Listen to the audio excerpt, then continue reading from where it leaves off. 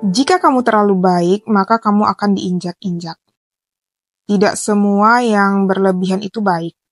Bahkan terlalu baik pun bisa menjadi buruk. Menjadi orang baik dan penuh empati adalah kualitas yang dihargai dalam masyarakat. Kebaikan mendorong hubungan sosial yang harmonis, membangun rasa saling pengertian, dan menciptakan lingkungan yang lebih damai.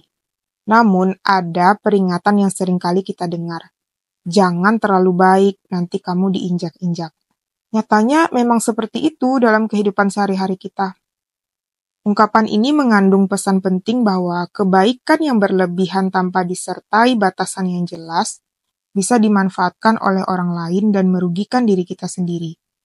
Menjadi baik itu penting, tetapi yang lebih penting adalah tahu kapan harus berkata tidak dan melindungi diri dari perilaku manipulatif.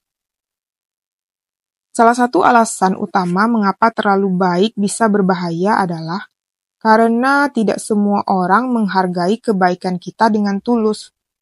Ada orang-orang yang mungkin melihat kebaikan kita sebagai kelemahan dan akan mencoba memanfaatkan kebaikan kita untuk keuntungan pribadi mereka sendiri.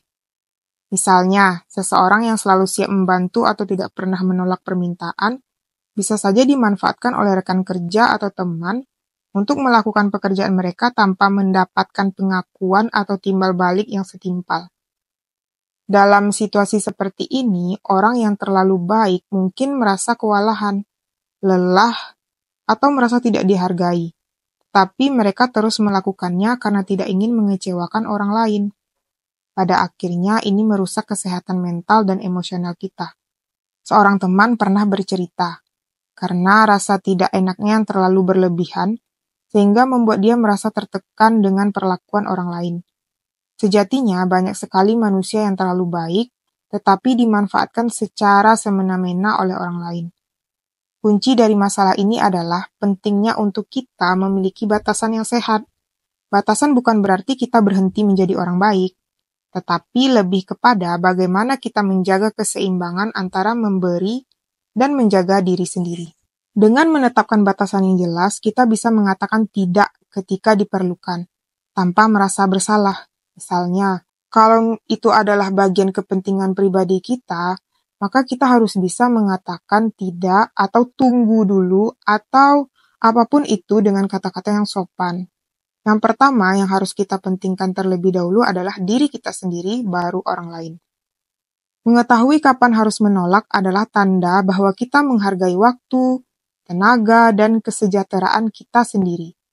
Orang yang memiliki batasan yang sehat lebih dihormati karena mereka menunjukkan bahwa kebaikan mereka bukanlah sesuatu yang bisa dipermainkan, melainkan sesuatu yang diberikan dengan kesadaran dan kebijaksanaan.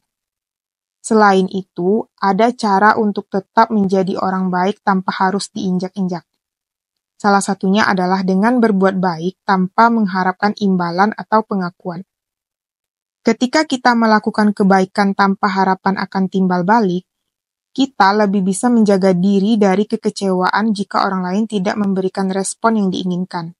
Kita berbuat baik karena itu adalah bagian dari nilai dan integritas kita, bukan karena ingin mendapatkan persetujuan atau balasan. Kan banyak dari kita ya, ada maksud terselubung. Nanti kalau aku baik, dia juga bakal baik deh sama aku. Nah, hal itu harus kita hindari. Terkadang, pertolongan yang kita dapat itu tidak selalu dari orang yang kita harapkan. Karena Tuhan itu lebih dari apa yang kita pikirkan.